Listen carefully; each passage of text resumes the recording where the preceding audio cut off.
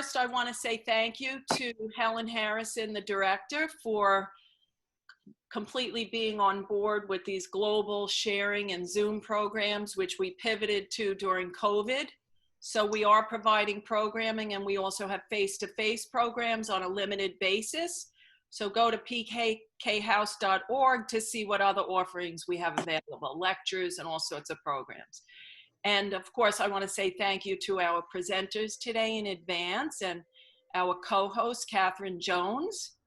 And Kathryn will give you a framework for the event today. And our theme is feminism and art. So I don't have a technical, oh, the door just swung open. I don't have a technical definition of feminism. My understanding is feminism is that women are equal under the law and have equal opportunities to advance themselves in education and career and profession and financially equal to men, okay? That's not to say women want to be the same as men, okay? But we want equal opportunity. Most women want equal opportunity under the law. So we're going to explore today how the arts fit into that and some of the issues that it's more about questions rather than answers today. What are some of the issues that we're exploring when we talk about feminism and the arts, and in particular, where does Lee Krasner fit into that picture, okay? So I'm gonna turn it over to Kathryn Jones, who will give us a little global perspective on this.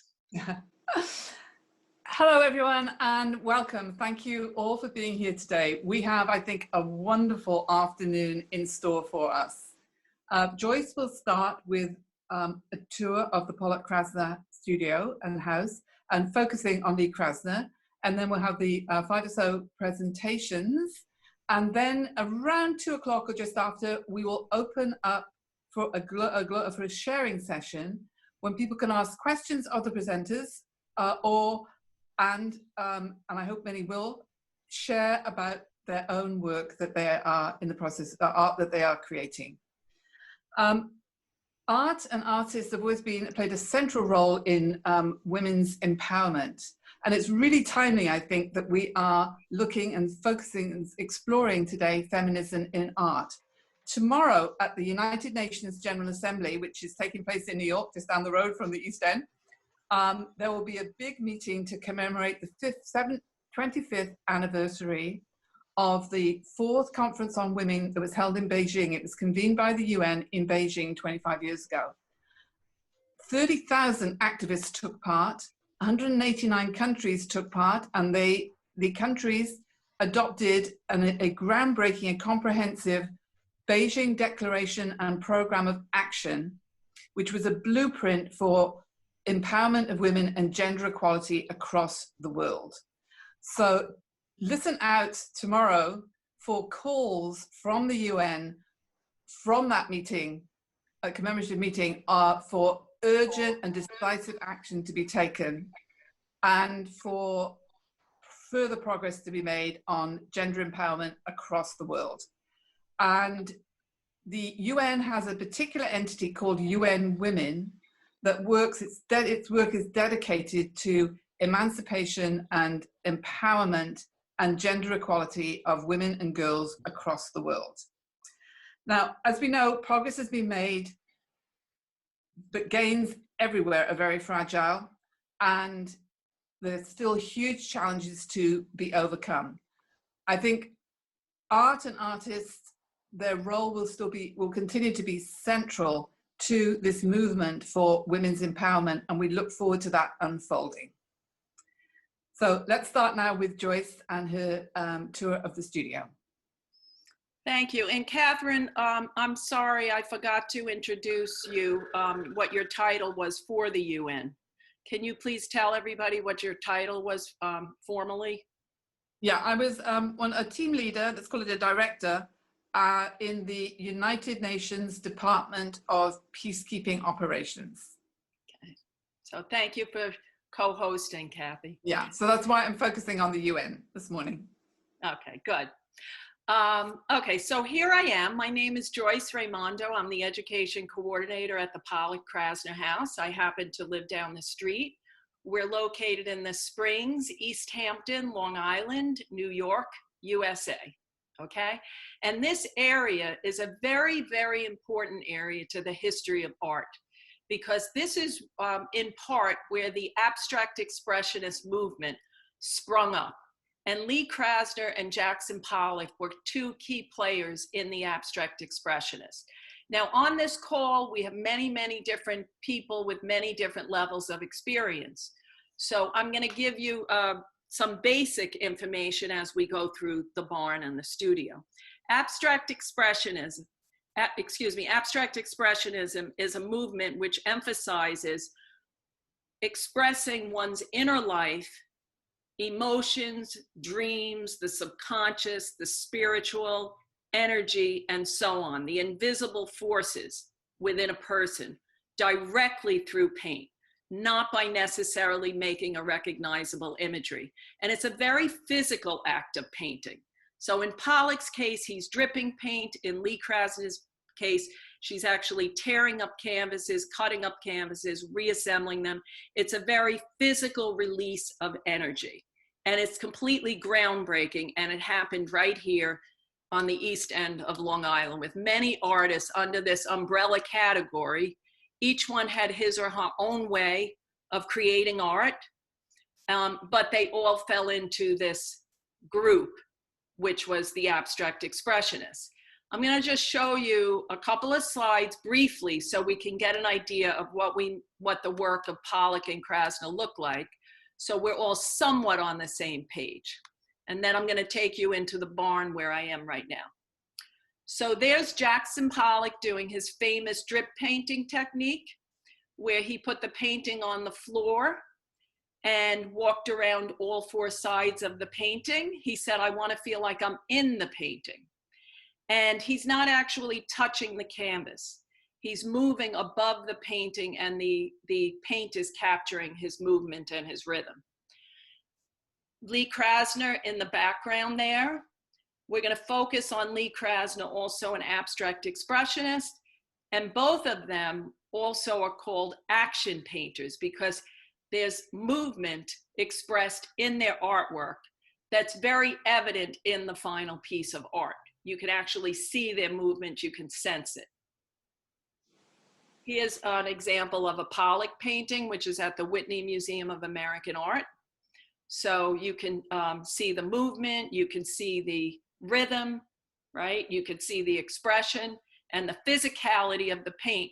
Groundbreaking, it does not represent anything outside of itself necessarily, but you might wind up looking at it, it might remind you of things like birds or, to me it looks like ice skating, okay? Or you could just see it as a 100% abstract painting. I put this slide in here because Pollock's painting is in the Peggy Guggenheim collection in Venice, and she was a key player in the lives of Pollock and Krasner.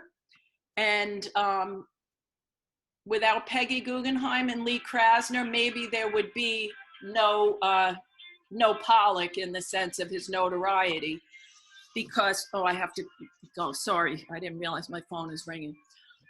Because she was the person that supported Pollock's art by providing him with a stipend. And she also lent Lee and Pollock the money for the down payment on that house here.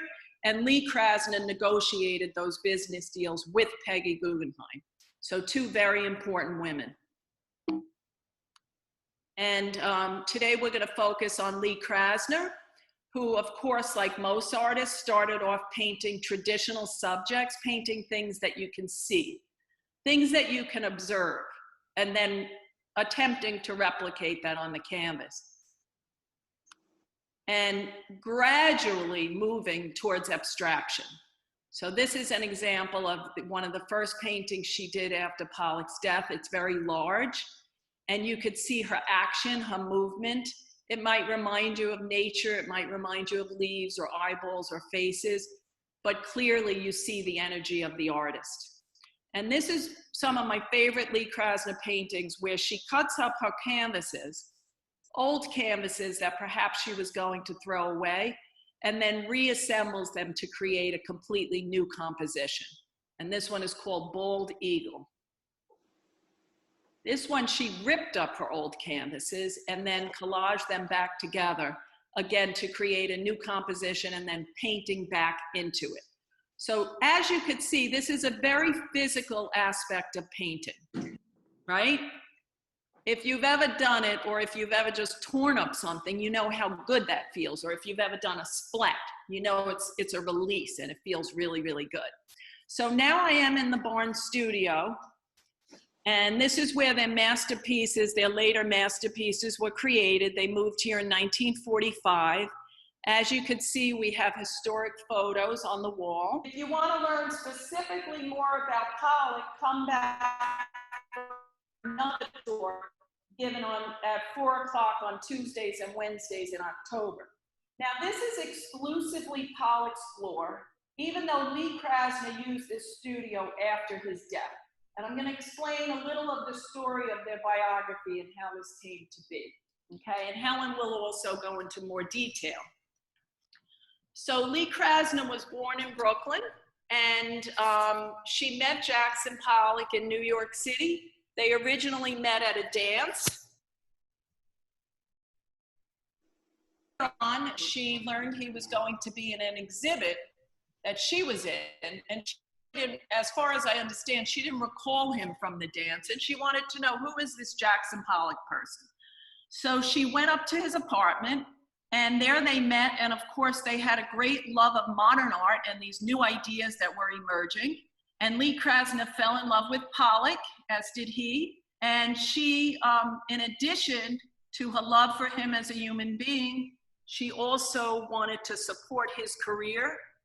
And during their marriage, and before also, she put her career on the back burner so she could promote his career. And they could live also off of the money from his painting. She didn't stop painting, she continued to paint, but she didn't promote her career until after his death. So here are some pictures that show their life together, very happy life. 2 dogs, no children, time to paint. Lee Krasner painted in a room upstairs in the house, which I'll take you into. A car, property, it's really the American dream, right? Plus you're artists and you have time to paint. So how much would an artist want that? Pollock was famous, so neither of them had to work a second job. But sadly, Pollock was an alcoholic, and Lee Krasner knew this when she met him, pretty soon after she met him, and she was willing to take on that responsibility to be his partner. And sadly, he was sober for 2 years, that's the good news. And then he did start drinking again. And during that time when he started drinking again, he became very depressed and started an affair with Ruth Kligman. And Lee Krasner went to Paris to get a break from the marriage. While she was away, Jackson Pollock crashed the car. There was another woman, Edith Metzger, in the car.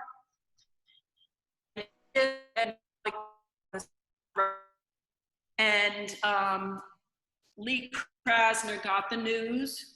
She came back, and for a year, these are Pollock's paint cans. For a year, Lee could not paint.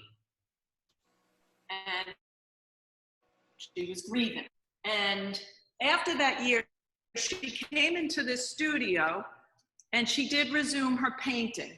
And in my opinion, the early works from that phase, in my opinion, you can see the grief. The colors are more somber, and the brushstrokes look a little more agitated, and there's like a struggle in the paintings, in my opinion.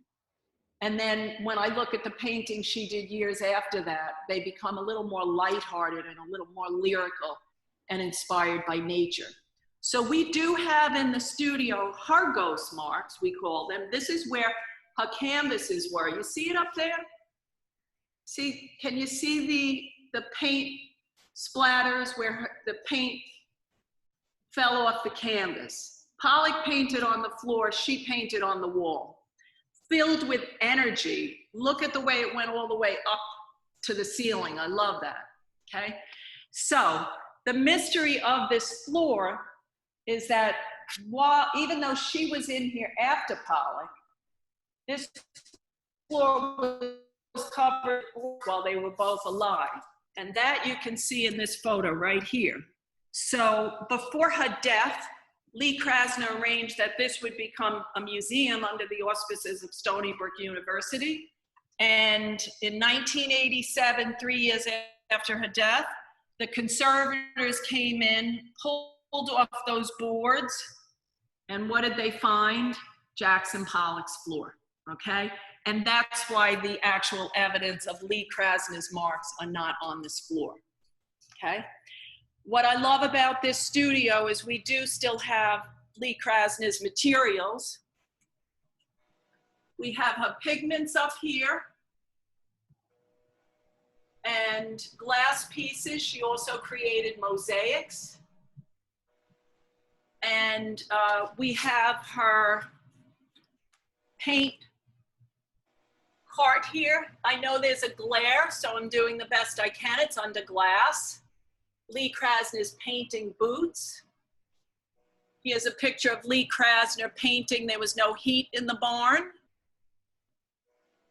What I admire about Lee Krasner, besides everything, is her tenacity. She continued painting no matter what. And as an artist myself, I know that's a really, really difficult, challenging thing to do, right? And especially within the context of that era, when women were belittled and were told such things as, you paint really good for a woman, which is what one of Lee Krasner's teachers, Hans Hofmann, said to her, actually meaning it as a compliment. But she persevered, and Helen will go more into detail on that.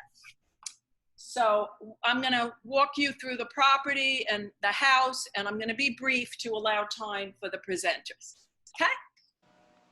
So we are located in Eastern Long Island, which is surrounded by bays and ocean and water. So it's spectacularly beautiful. You can see today the light is just incredible. And there's the barn behind me. And this is their property, which is quite large, and the barn used to be situated over there. And Pollock and his buddies moved it over here so as to not block the beautiful view of Accabonac Harbor.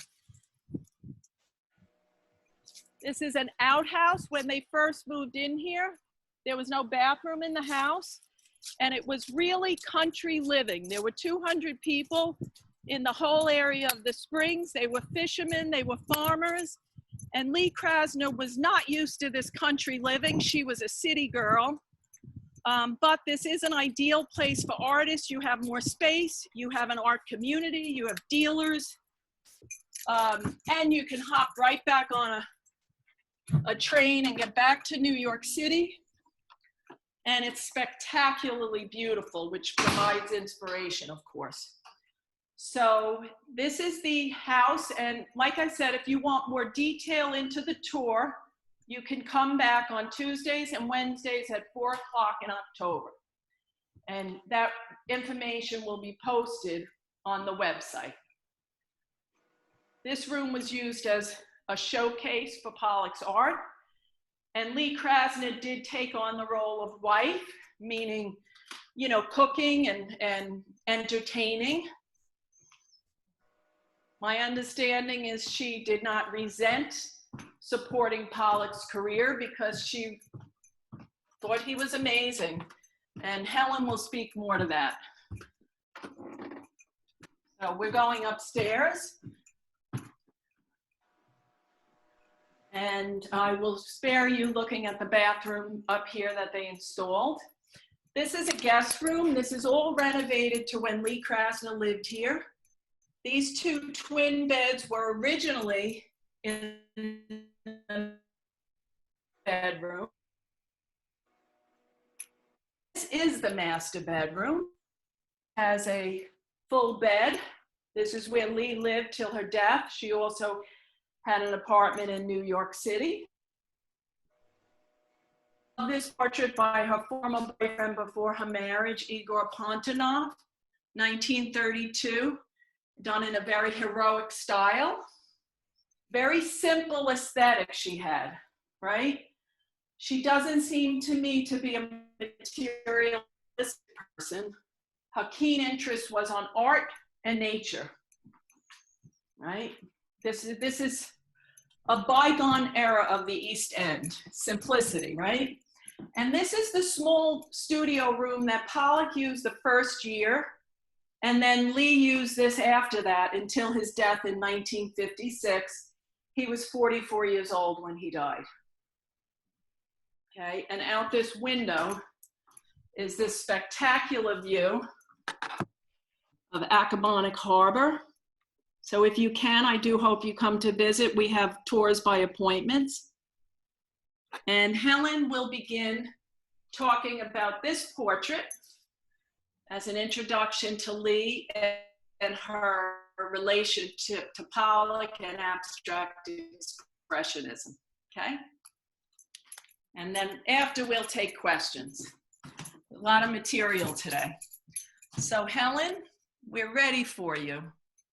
And Helen Harrison, of course, is the director of the Pollock House.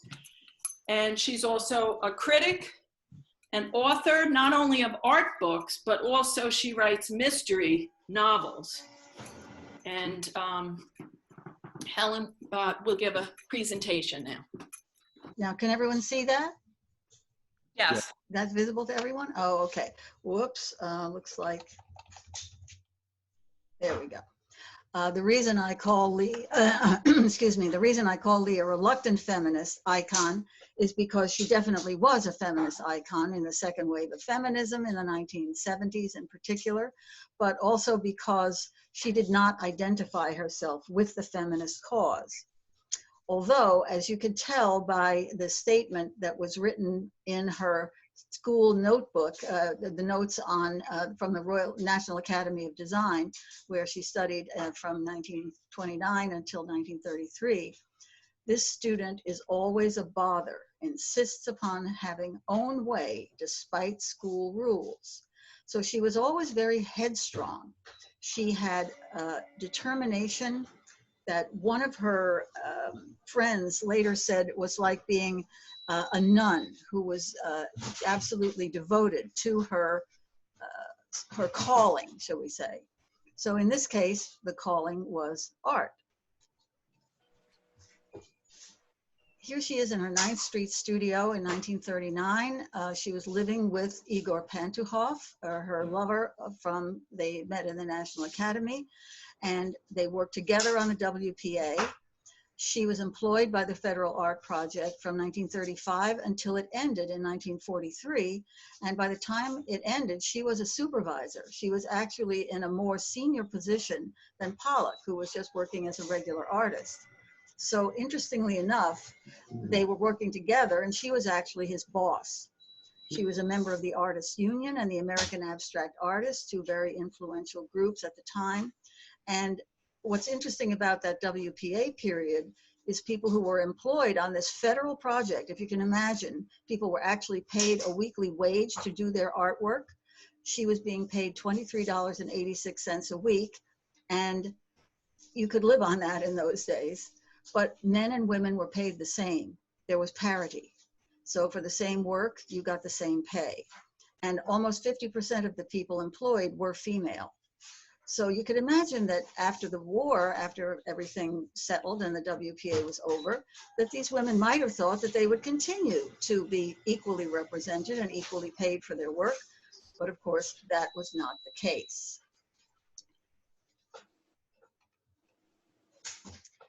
Here they are together in the studio in Springs, and this picture is worth 1,000 words because it places Lee in a subordinate position to Pollock. Oh, she just, happens to be sitting down when the photograph was taken, but looking up to him in that symbolic way really tells you how she felt about the relationship and her dedication and devotion to him as an artist and the necessity to be his support on so many different levels, that her own painting career.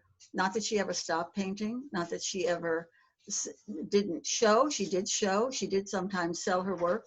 She had 2 solo exhibitions during the period that they were married in Manhattan, but she did not promote herself. She was actually not represented by a gallery. So his career took precedence. This is a picture of her on the left, showing her in the upstairs studio where Joyce just took you. As you can see, the room was very different back in 1950. She had it converted later as a guest room and office after she started working in the Barnes studio. But you can see she did some fairly sizable pictures in that space. And also downstairs, there was a workspace between the parlor and the kitchen where she would come when it got really cold, because the upstairs studio until 1949 had no heat. So for both of them, they were kind of roughing it until his work really began to sell and he was able to put money into the property, get the proper heat and central heating and plumbing in the house. So let me go to the next one. Oh, for some reason, it doesn't want to advance. Let's try.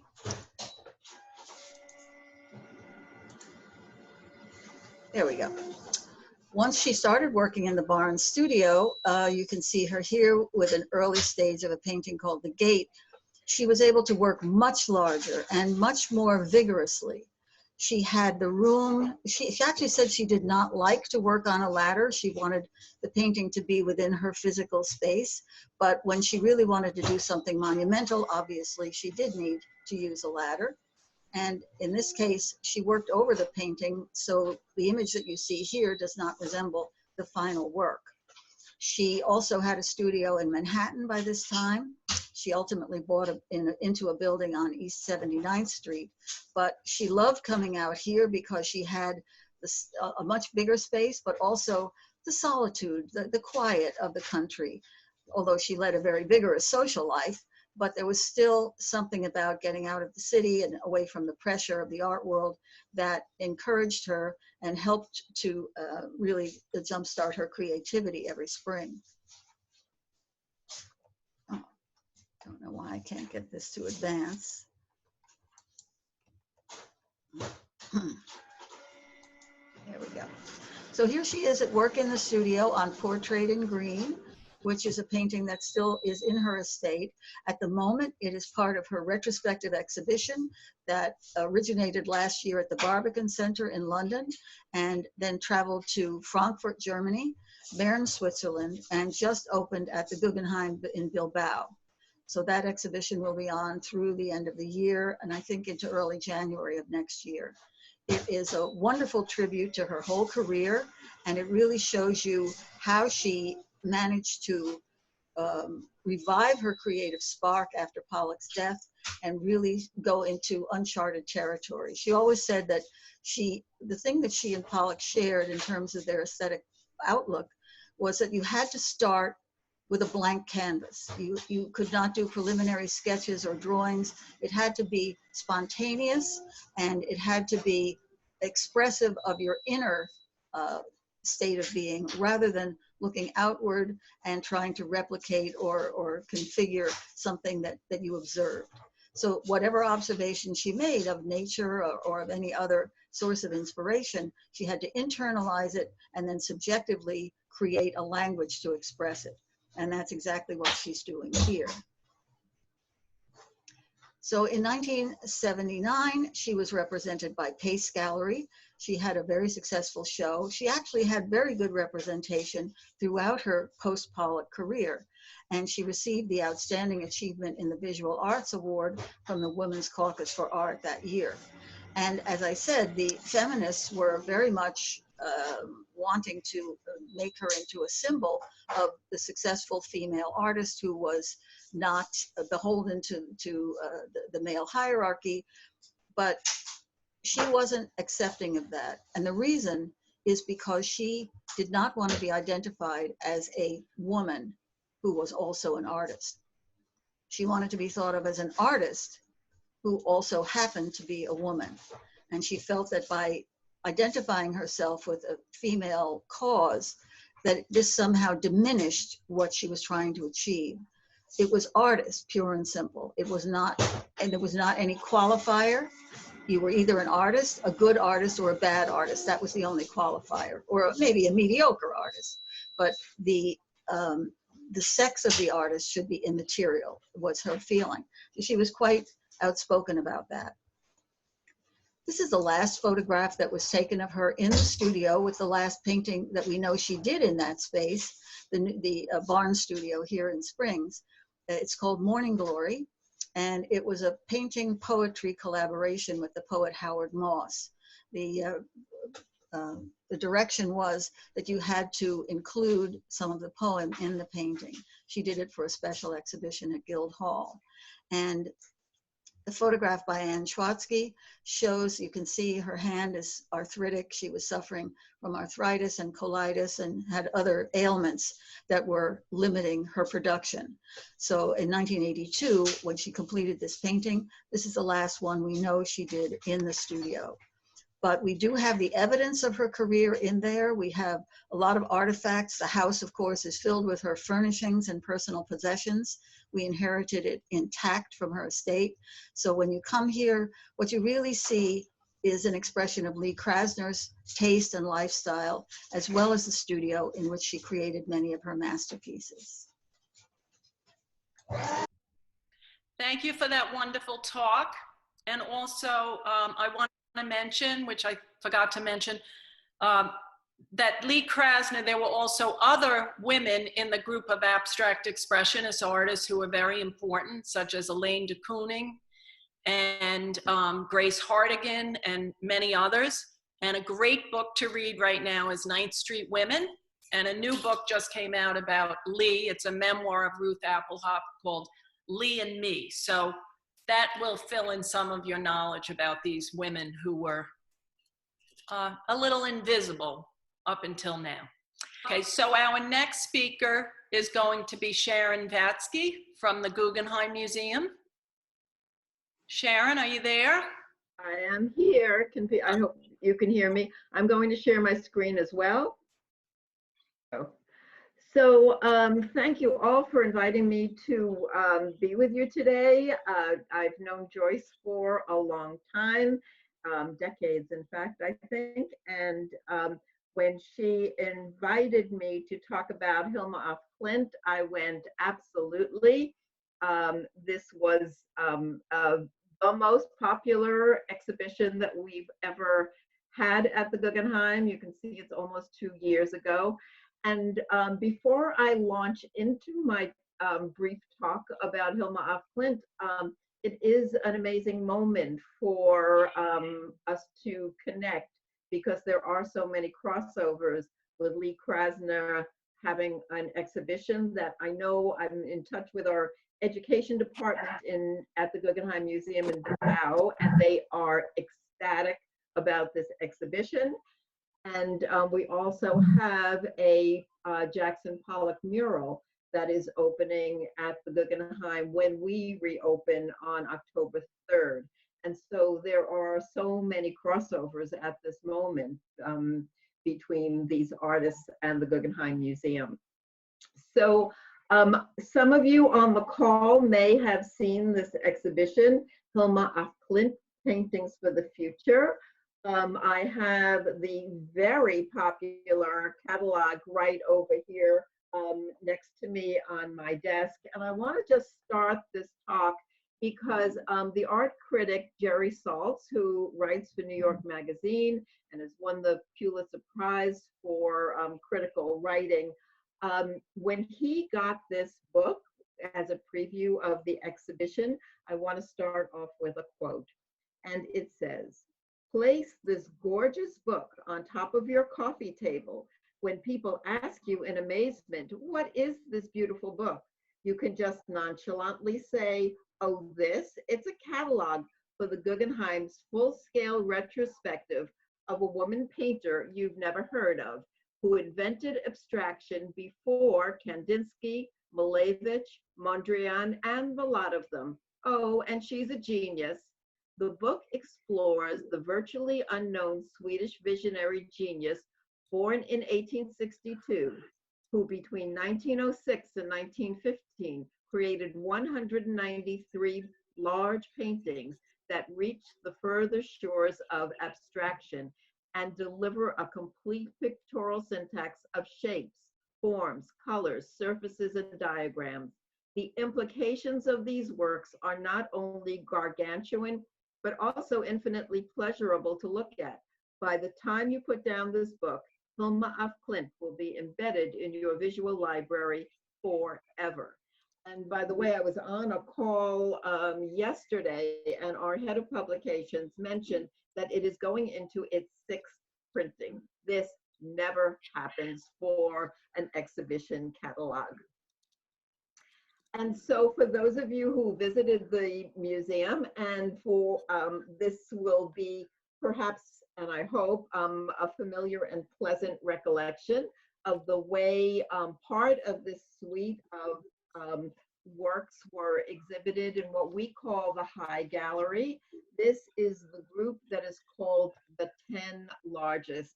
Part of this suite of 193 paintings. And it is also interesting because it depicts the life cycle. So it goes from, on the left over here, childhood, and moves all the way across to old age. One of the things that Joyce asked me to mention here is, first of all, the size of these. They are approximately 10 foot high, and they are tempera on painting. And we know because that they were painted at least partially on the floor of her studio, because they have found footprints. They think that probably she had some sort of long handle, and she attached her brushes at the end of the handle, dipping it into the paint and making at least some of the imagery in that way. Just to give you a sense of scale, you can see this photo. These are the last two in the suite that are called Old Age. And so just to give you, I know there were a lot of photos of Lee Krasner that were really helped to provide a context.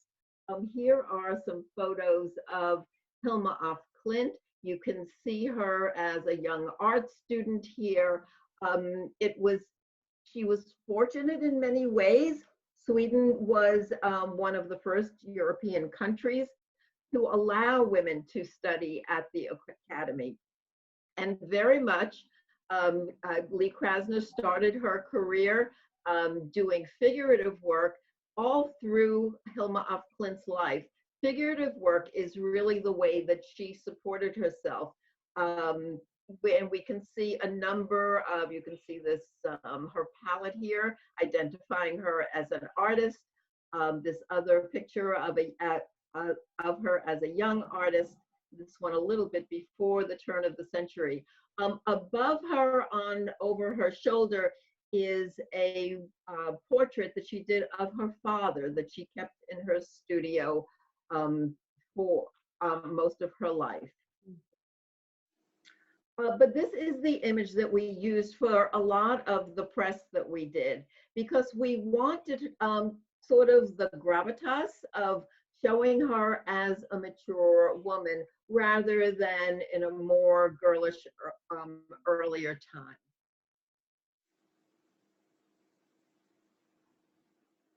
I put this in because she was one of the strongest students at the academy, and because I've been asked to talk about whether or not she was a feminist, this was a question that was posed to Tracy Bashkoff, who was the curator of the Hilma af Klint show at the Guggenheim. And here is what Tracy said: was af Klint a feminist? It's hard to say, Bashkoff offered. She really shaped her life so that she could get the most support she could out of the systems around her, which I think is a feminist. And so she did, as being one of the more successful students at the Academy, she was awarded a studio in downtown Stockholm. She also, another sign for me that she perhaps had some feminist values. I can come, but I'm just trying to reach Dex, and then I can do formed a women artists group that, and for her whole lifetime, she surrounded herself with strong women relationships and support. She also continued to support herself through her own work. She never married. She did not have children, although she was a devoted daughter and did care for her mother throughout an illness. So much has been made about this image. This is the seance room, and Hilma af Klint, along with 4 other women, conducted weekly seances here. They were known or called themselves the 5. And it was in this seance room that Hilma af Klint felt that she was contacted by a higher master who commissioned her to do this suite of 193 paintings. This is a quote that perhaps hasn't served her that well, and let me read it. "The pictures were painted directly through me, without any preliminary drawings and with great force. I had no idea what the paintings were supposed to depict. Nevertheless, I worked swiftly and surely without changing a single brushstroke." And so here she is really giving inspiration over to another force. What we frequently see male artists doing are certainly claiming their own genius and that they are totally responsible for the works. I think inspiration comes in different ways as Hilma af Klint continued in her career. She talked about more of a collaboration with these inspirations and these and the spirits, and that working together. And so I just want to take you through a few of the comparisons that have been made. When I came to the Guggenheim 20 years ago, in reading up and studying about the collection, I was told that this Kandinsky that we are seeing on our right was the first truly non-objective painting. It is called Black Lines. It is in our collection, and we have a very deep collection of Kandinsky works, more than 150 of them. But if we look on the left, these are 2 examples of works by Hilma af Klint from this suite of 193 works. It's the first part of the series, and she always worked in series, called Primordial Chaos. And if you look at the dates here, you can see that Hilma af Klint is exploring abstraction and non-objective approach to painting quite a bit earlier, a number of years earlier. She did keep this work sort of clandestine, and that is why the exhibition is called Paintings for the Future, because when she died, she asked her nephew, who became the keeper of all these works, not to show them for 20 years after her death. So unlike Kandinsky, who was showing these, exploring them, looking to explore and be out there, Hilma af Klint, in many ways, kept these works much more private. On the right-hand side, we see a Mondrian. These are works that Hilma af Klint is frequently compared to other artists of her time. As far as we know, she did not meet Kandinsky. She did not meet Mondrian, although like her, they were they did participate in a spiritual and philosophical movement called Theosophy. And here you see the Mondrian 1915, here and Ocean, and on the left, the Hilma of Klint from 1908. And again, another interesting comparison, Malevich on the right from 1915, and a Hilma of Klint exploring color and in many ways in this very minimal composition. But as I lived for with the exhibition for almost 6 months, I began to see some connections to works that I know from my own history. And I started to see connections with early feminist work from the 1970s.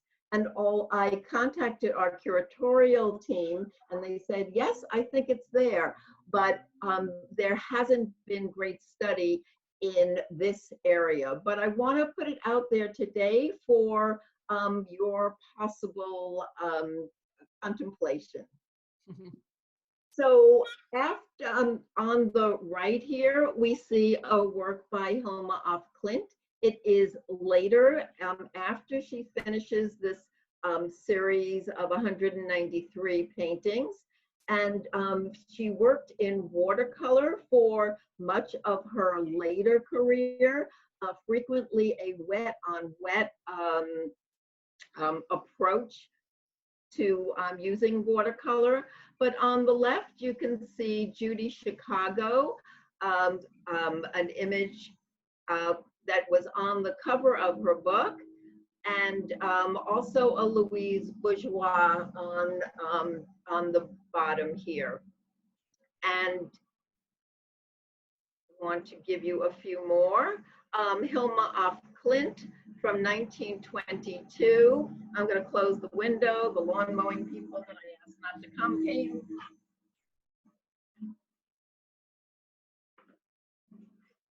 I'm back. And again, another Judy Chicago work on the right.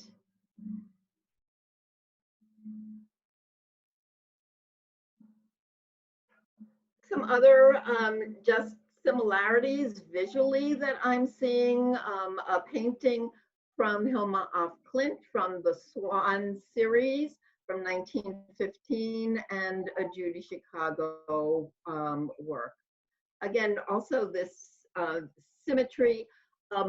Artists of the 1970s, feminist artists, many of them were experimenting with something called central core imagery or vaginal imagery, using this idea of femininity as a metaphor for female empowerment.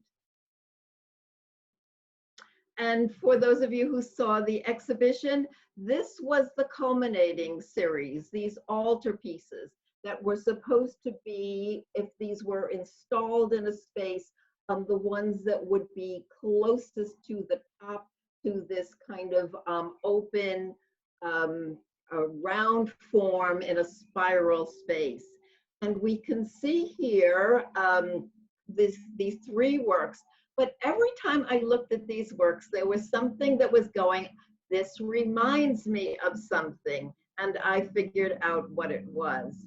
So in the 1970s, Mary Beth Edelson did this suite of works, which looking for going back to another kind of imagery, an imagery that perhaps was older and more primal, and looking for a way that women could find symbols that claimed their own power.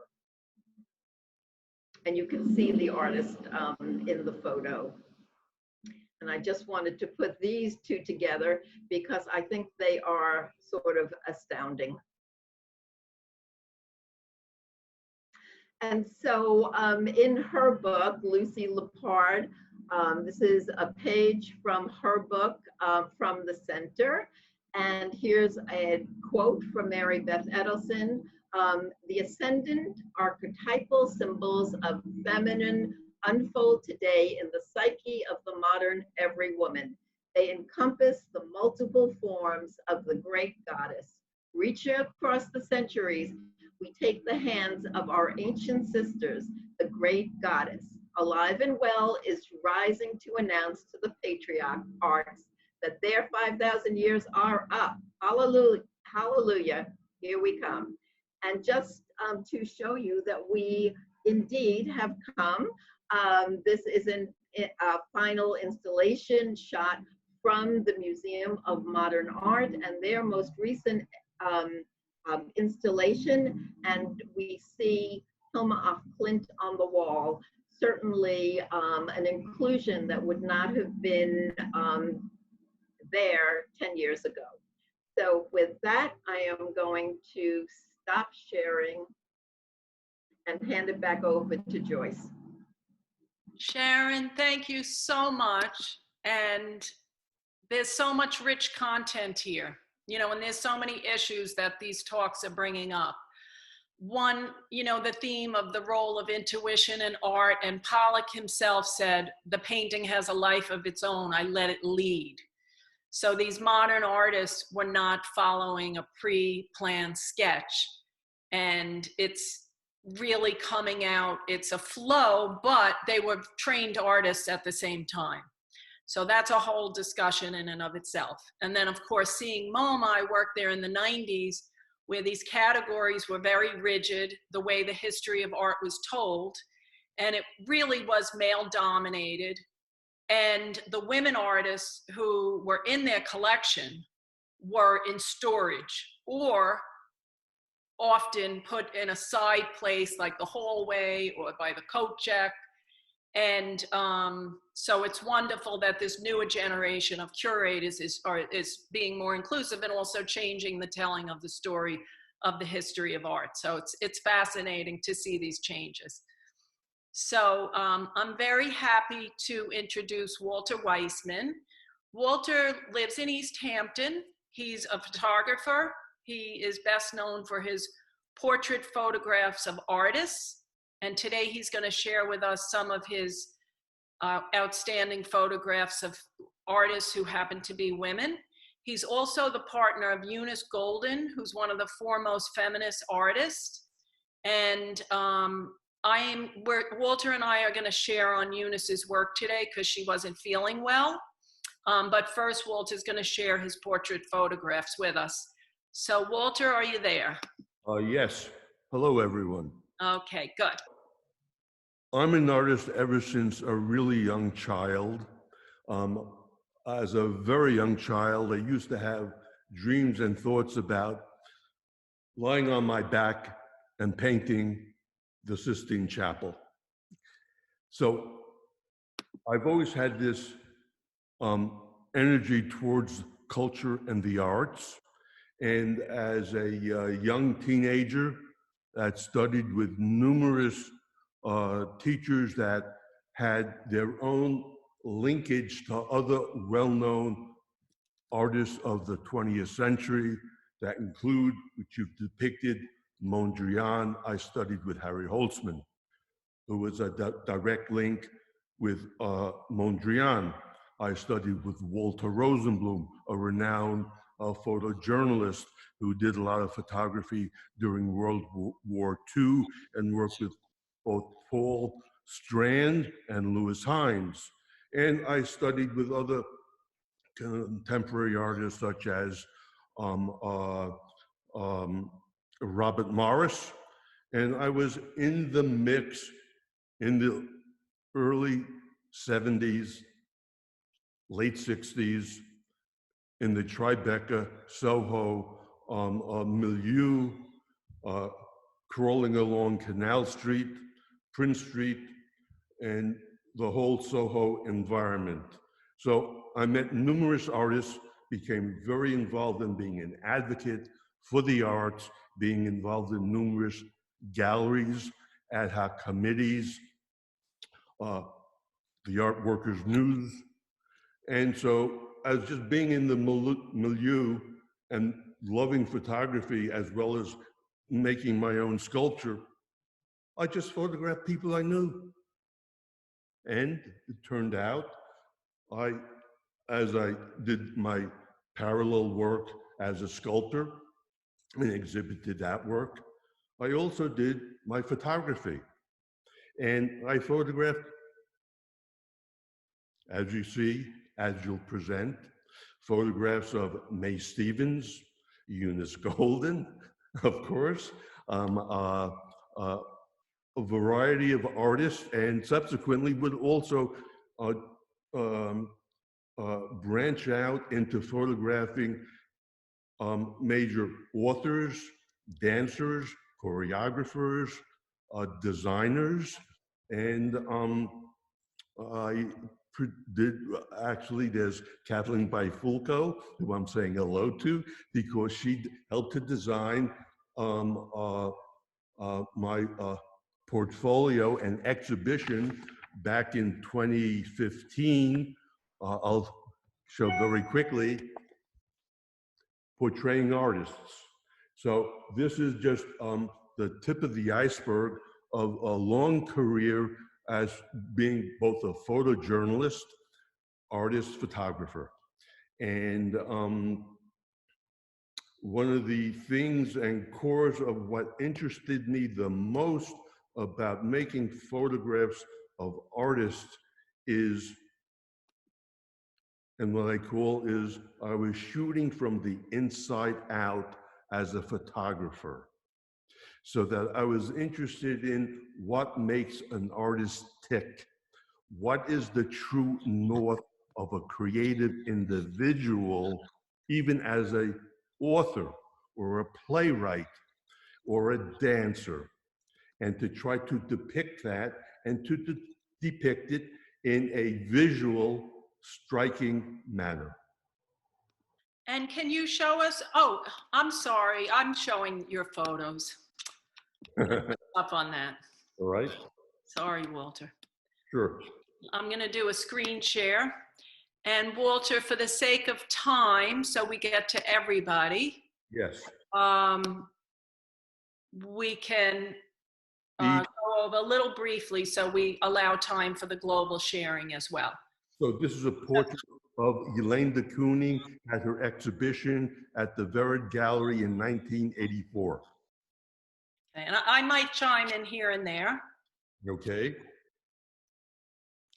The well-known and prominent author who was a major figure wrote The Feminist Mystique, Betty Friedan.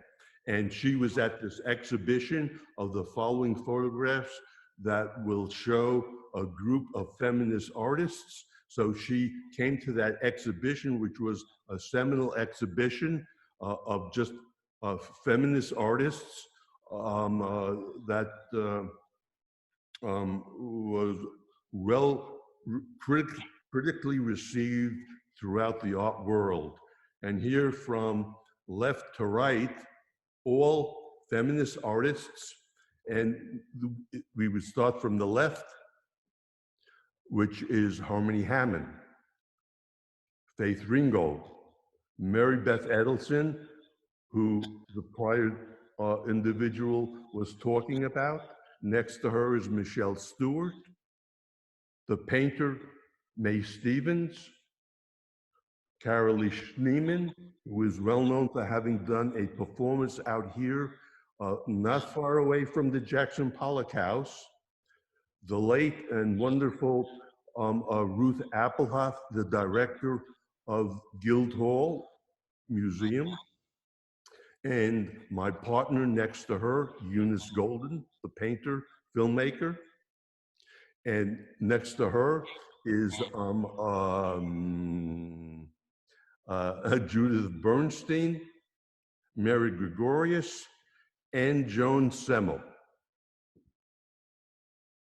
And I'm just going to chime in a moment for people who aren't familiar with the term feminist artists, because this group of artists is really so different than the abstract expressionist artists such as Lee Krasner, who are painting.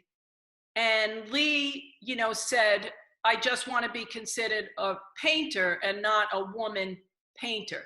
But the feminist artists are specifically addressing issues of feminism, sexuality, equality, patriarchal, with very radical, groundbreaking work. So it is very, the title is, it's very personal. Often, for example, Carolee Sheeman pulling out literally a scroll from her vagina, doing a performance art.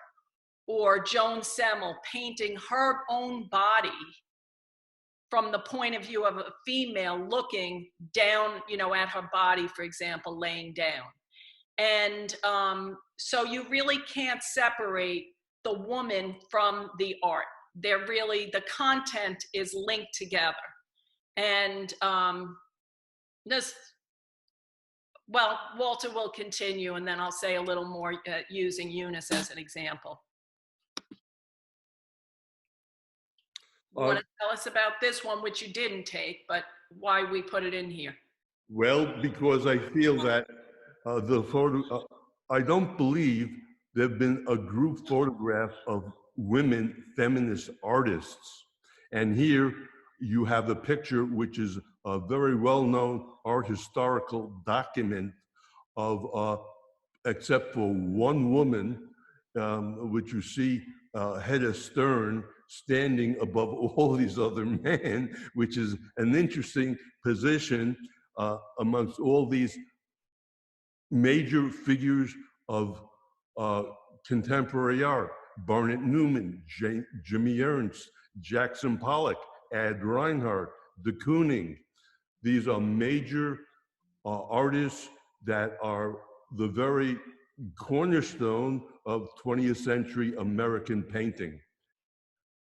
And the photograph that I made, which is sometimes shown at a variety of universities in lectures, is, I think, a comparable photograph of the women's, not a collective, but an ad hoc group in a sense, that also represents that photograph. In the 70s, there were various consciousness-raising groups within the women's, within the art world, centered in New York City mostly, as well as in Los Angeles, where women artists would do consciousness-raising sessions, discuss their work, be involved, and critique each other's work, and get involved in activist activities, including protesting both at the Museum of Modern Art and the Whitney Museum. This is a picture that I created at that exhibition, Personal and Political, of Mae Stevens, where she takes on, in a series of paintings called the Big Daddy series, depicts a white male wrapped in the American flag, or a version of that, and depicting his head and figure as a very phallic image. And it's a decisive moment, in the sense, in the expression that I get from Mae. And it should be known, of course, that Mae, along with her husband, Rudolph Baranek, well-known painter as well, colleagues of myself and Eunice, were also very active in the art world and involved in numerous protests, demonstrations, and doing it as a progressive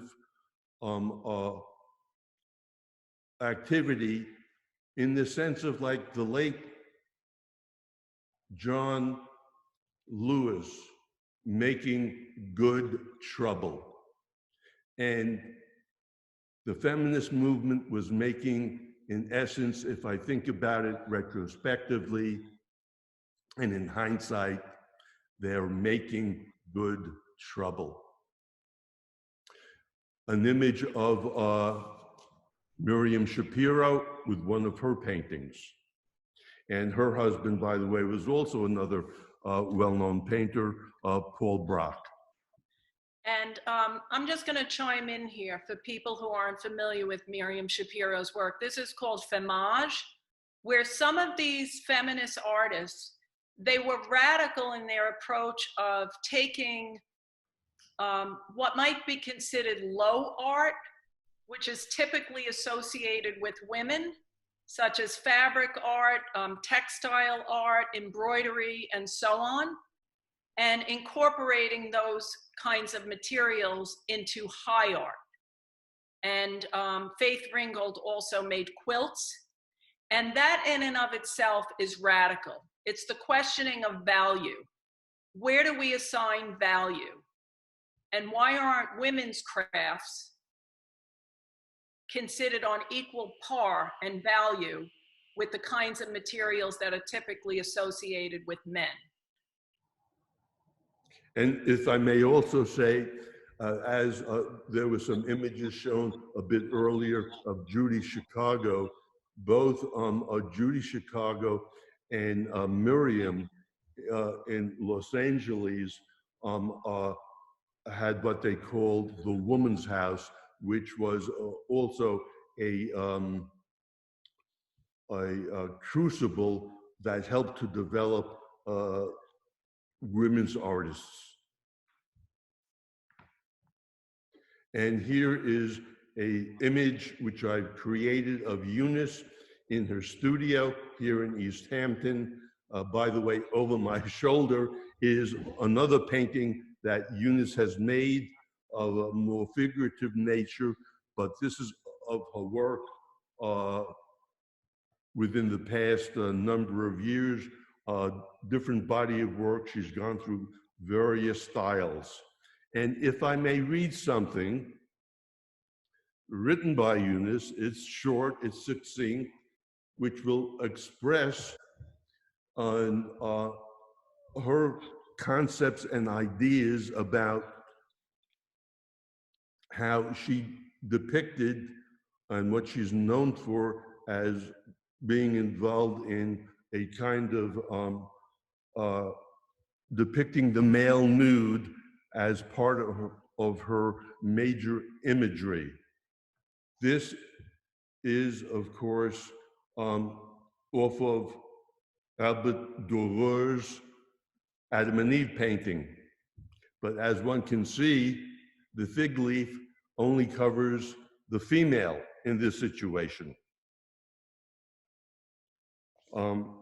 So, as Eunice says, I am an artist that gave birth to a new concept in art history.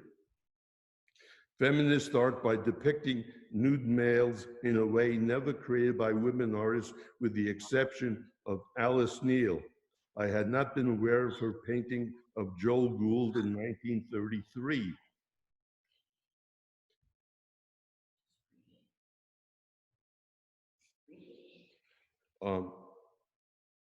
I met Alice Neel around 1970 after I had executed a whole series of male landscapes.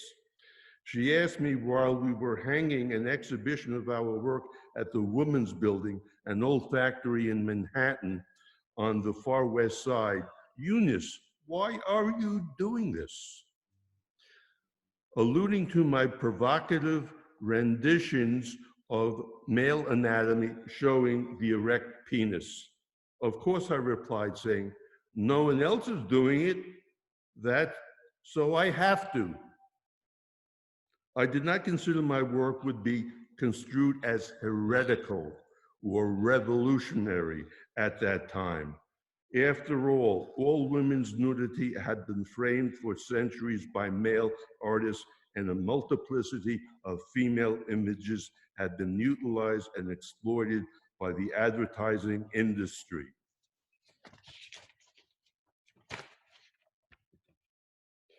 I questioned and began to reevaluate my role as a wife and mother while my marriage was disintegrating. I questioned my role in the culture in which I was raised, in which the male was dominant and regarded women as second class. which denied essentially her voice in the power structure, not only in her family of origin, but in her total environment, which denied, disclaimed, and devalued her ability to express herself freely without judgment. In 1973, a gallery in New York referred me to a Whitney Museum curator who proposed my work for an exhibition there. It was denied by the committee, and later one of the committee members met me in a bar in Soho and said accusingly, "What makes you think you can paint male nudes better than a man can?" I had never asserted that presumption, but that allegation made me realize how much my work was misinterpreted and how strong the historical bias was and is when women artists paint male nudes. In my male landscapes, as Eunice calls her work, one sees the power of intimacy on a colossal scale, even in small works, and confronts many ambiguities in this dichotomy of my struggle with political, psychological, philosophical issues. Simultaneously, one can feel the erotic power of a heterogeneous woman's desire to be loved by and have pleasure with a male partner, and to experience nature's force of creative energy and love. The human condition manifests itself in love, but also suffering and loss and many emotions in between. So it is with my work expresses ambiguity, tension, and ambivalence. That is the nature of the human condition. Thank you so much, Walter Weissman and Eunice Golden. And I'm just going to briefly say why I am such a fan of Eunice's work. First off, Eunice's technical ability as a painter is amazing. And her subject matter, in my opinion, is 100% original. Because while the other feminist artists were really turning to their own female body primarily as a vehicle of expression, Eunice flipped that around and really turned the female gaze to the male. And this had never been done before in this particular way that I know of. Yes, there were other artists who painted male figures, but not so much really the sexuality of the female gaze. And of course, traditionally, it's the man looking at the woman in the history of art.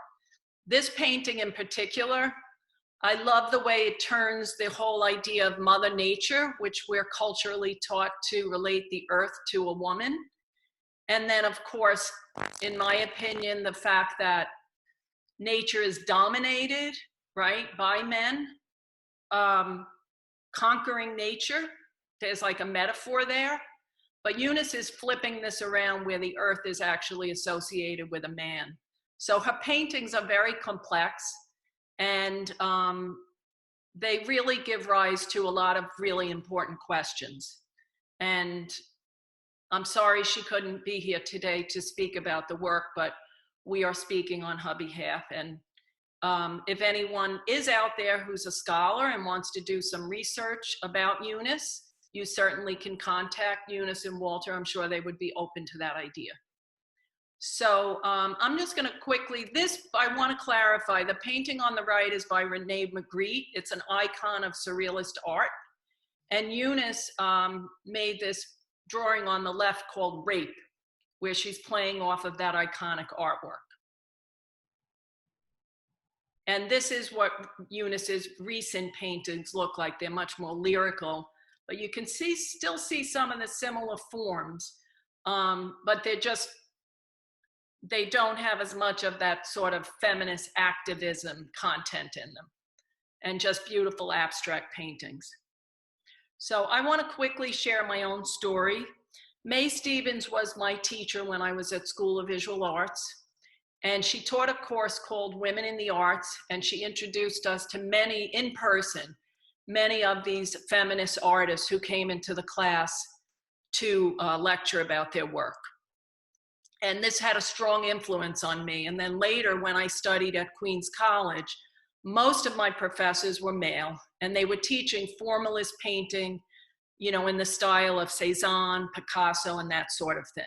And I was, you know, an excellent student, and I got a lot of praise until I started putting feminist kind of imagery into the paintings, at which point I was told my career is going nowhere, and this is just going to be short-lived and that kind of thing. But I really didn't take it to heart, because I just figured, well, that's not his cup of tea. And I did have the new female teachers like Maureen Connor coming in and exploring new materials, new ideas, and so on. So this is a series that I did called the Doll Series, where my male teachers were encouraging me to work with hard materials like steel, literally, and metal. And I tried it, and it really hurt my hands. I didn't like it. So I did the opposite, being that I'm a little stubborn, and I said, I'm going to do the opposite. I'm going to work with very fragile materials, working off the idea of a doll. So I worked with sewing and latex, and really expressing my own experience, as this is my own personal experience as a woman, when I could not actually express my authentic voice, because I had been trained and raised to be such a nice person, which is not a bad thing until you feel you cannot express your own emotions, because it might be unpleasing to someone. And so this was the idea of sort of unraveling that doll and seeing what's on the inside. And so the figures are dainty, but they also sort of stand really strong. And they're made by very contemporary materials. This one is soap and sewing. And yet they also look a little like ancient figurines. And they're extremely labor intensive, sewing these 1/4-inch pieces together. And yet at the same time, they're very fragile and vulnerable. So this was, you know, an exploration into feminist art for me. And I did a lot of other works dealing with sewing and fragile materials and themes specifically to women. And so I wanted to just share that to make my own work visible and put me in the mix. So thank you for allowing me that opportunity. And now Kathryn is going to lead the sharing portion, where we do want to hear from you. And I'm going to give a shout out to Kathleen Bafilko, because I know your work deals with a lot of women's issues. So maybe you could show us a couple of your pieces today as well. And Kathryn's going to take it away. Great. Thanks very much, everybody, for these wonderful, wonderful presentations. So if anybody wants to ask a question, or in particular to share the work that they are creating, could you put your hand up, and then I can see you on the participants list with your hand up that you'd like to speak, and then I can call on you. Sure. Oh, sorry. You need to, yeah, so I won't be able to see everybody. Yeah, I'm not sure who, yeah, you go ahead, please go ahead. But what people need to do is to go into the participants list, which is up on the right-hand side of the screen. And then on the left-hand side, it says, there's a little blue hand that says raise hand. So it's, you go into the participants list and raise hand. Okay, Laura, is that you? Mm-hmm. Great. Okay, so go ahead, Laura. So I'm doing my thesis in art education on board game design and art history. And I was an art history minor, but trying to talk to people who really haven't encountered much art, where they can't really pinpoint where a Monet is. I wanted to do an expansion that focused on women artists, but without the knowledge of the masters beforehand, I was like, can they even notice these, like know who these women are? But would, I guess, like, I'm working on this project where I'm trying to get people where maybe the game is that you are learning about who these women artists are, and like, what do you think are the most important women artists, like, of the eras to like exemplify that idea? I could speak to that, Lauren. Very good question. I would say that if you're working with novice people, you want to lead people in with a level of comfort, and you want to start with some of the iconic artists like George O'Keeffe and Mary Cassatt, Lee Krasner, okay, Frida Kahlo, but maybe pick one of the images that aren't as challenging as some of the images we shared today. And I'm happy to discuss that in more depth. You can email me, joyce@imaginearted.com. I'll put my email in the chat. And awesome, thank you so much. No, that's fine. This is what we do. We want to help people get the creative word out there. Okay, so I'm happy to help you, and then of course you're going to learn from your own experience. But start with works that are going to appeal to a mass audience if they're beginners. Okay, otherwise, if it's too challenging from the get-go, people are going to get turned off. They'll just be like, what? They'll just freak out. You don't want them to freak out and not want to learn more. And always think about what's appropriate for your age. If you're dealing with students in a school, do not show nudity. It will not be accepted in a school environment. I am not saying that's how I feel as an individual, but within a school environment, you can get in trouble for that. Okay? Yeah. That's not applying to college. Yeah. Okay, Joyce, thanks, Laura. Good luck with your project. It sounds really interesting. I don't see Laura? anyone. I just want to comment, if I could, on Laura. Yeah. I think we are seeing more and more that it is not that there haven't been excellent women artists all through history. So it's just that they have been written out of history. And so, for instance, the textbook, the art history textbook that Jansen wrote when I was doing my undergraduate work, there were no women artists included in that text until 1987. So I think you can even go back further than the 20th century. There's lots of excellent feature work done now about women artists throughout the ages, and just that they've been written out of art history, not that they weren't making wonderful work. Yeah, I could mention Linda Nochlund's book. Linda Nochlund and Anne Sutherland Harris wrote a book on women artists going back 3 centuries. And that is, I've forgotten the exact title of it, but if you were to Google Linda Nochlund, although she has written many books, and Anne Sutherland Harris, you will find it, and you may get some very good ideas from that. It's great, thank you so much. Great, good luck with that, Laura. Thanks. Sounds like a very, very interesting project. So I don't see anybody in particular with their hands up, but Joyce, I think you had someone perhaps you'd like to. Oh my gosh, Tanja. Tanja is one of our speakers. Right. So I am so sorry. I got too much going on here. I'm going to blame it on the last night's television presentation. Tanja is a wonderful, wonderful speaker, educator, and she is, I believe her title is Director of Events for the author Rachael Grover, and she will tell you about her work regarding femininity and power. So Tanja, are you ready to share? And I do apologize. I am, Joyce. Thank you. No problem. I know there's a lot happening when you run an event. So let me start out by expressing my gratitude for being here today, and I really appreciate your invitation, Joyce. So I come from a little bit of a different angle at this. So I'm talking about the art of feminine presence, which is the work that I am involved in with Rachel Jayne Gruber, who is the founder of that work. And I do consider myself a feminist, and with the work that we do, we give women tools to be seen, to be heard, and to make an impact. And at the core of what we do in the work with our women is really essentially to be fully present and to be in authentic expression, because to me personally, I think it's very important for me to understand that men and women are already equal just by being who they are. And I believe strongly that our equality lies in our differences.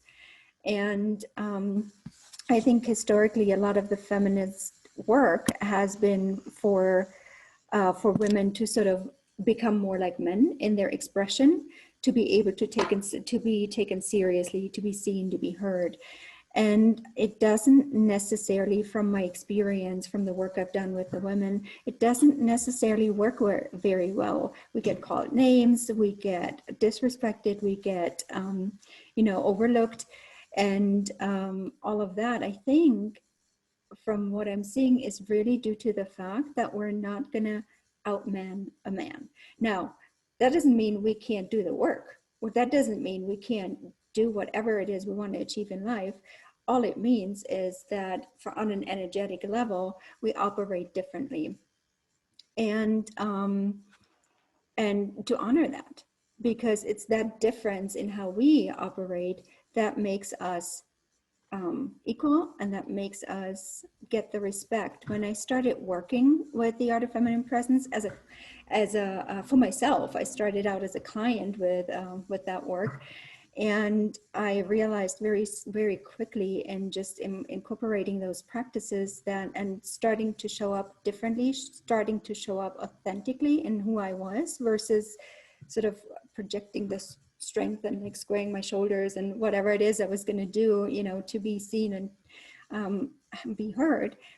I noticed that it changed my relationships all around really fast. And what that looked like was my friendships improved, my relationships to my coworkers improved. I already thought they were great, but what I realized after things started changing, it was that it was a lot easier. All of a sudden, it just became really easy to work together. Things were getting done faster. I didn't feel like I had to push anymore.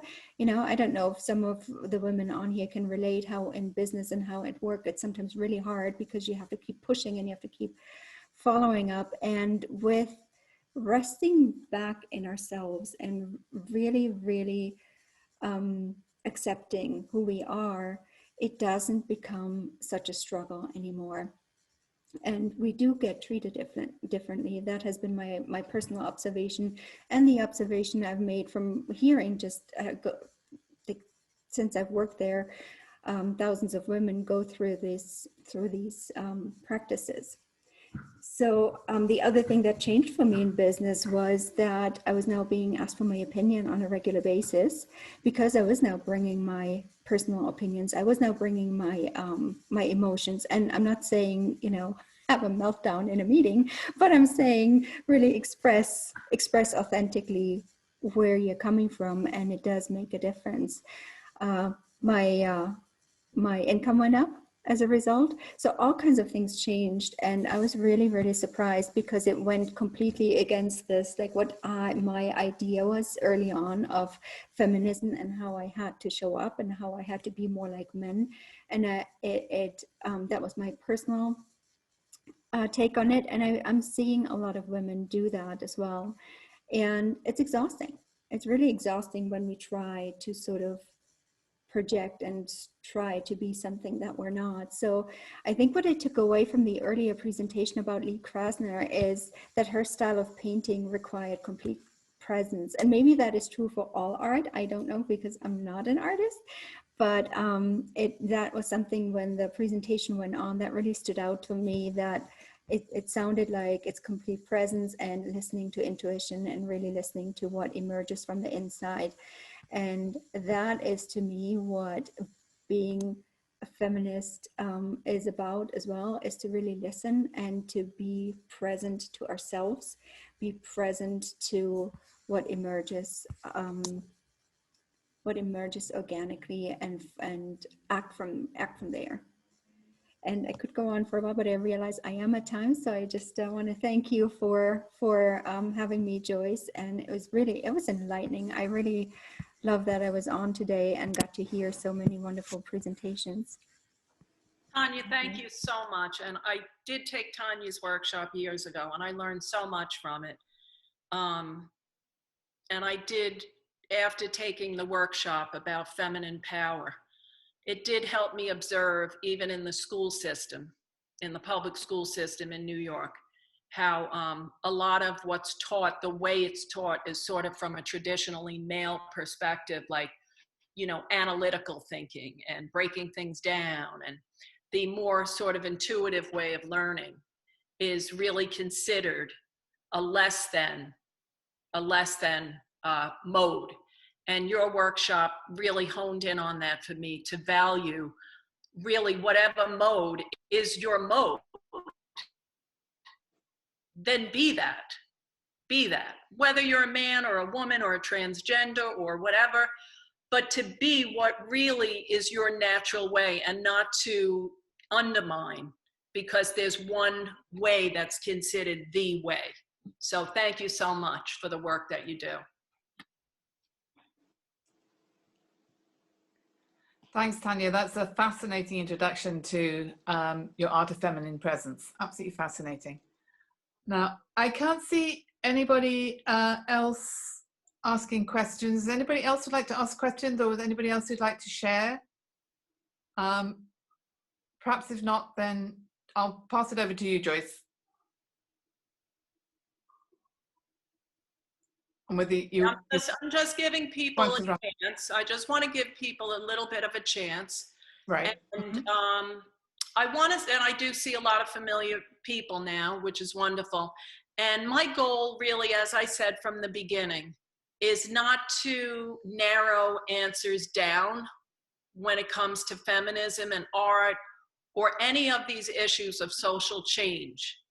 My goal in doing this program with all these wonderful speakers is to help people question, and to have a beginner's mind, and to have an open mind, and be open to the idea that the way we were taught to be, or the way we were even taught the story of history or art history, or what the values we have been taught, to be willing and open to, at the very least, question them, and that there might be a better way, or just even a different way, and to step our toe into that.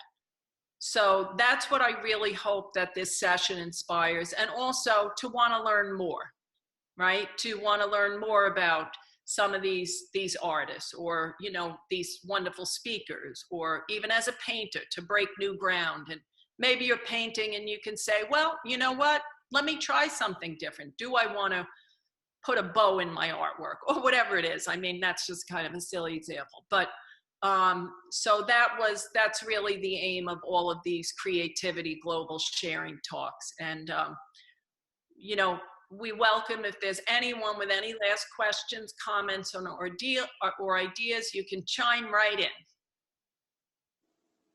Okay. Otherwise, we are going to close.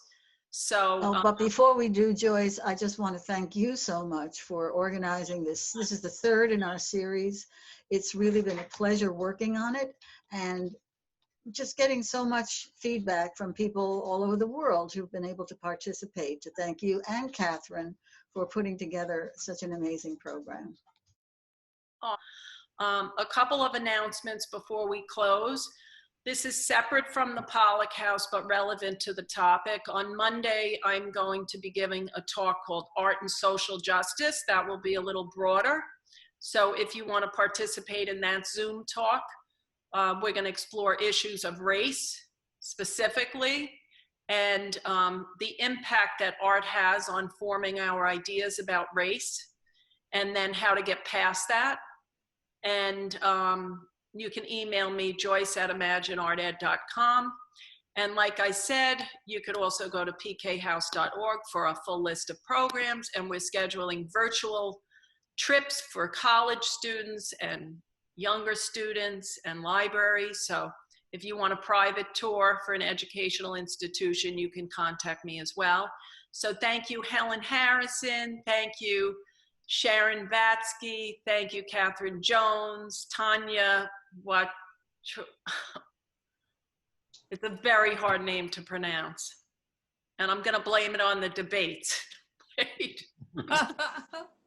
Wait, Tanja, how do you pronounce your name, please? Woitasczk. Woitasczk, okay. I just know you as beautiful Tanja. And of course, Walter Weissman and Eunice Golden. So, and all of you for participating. So have a wonderful day and hope to hear from everybody. Yes, wonderful.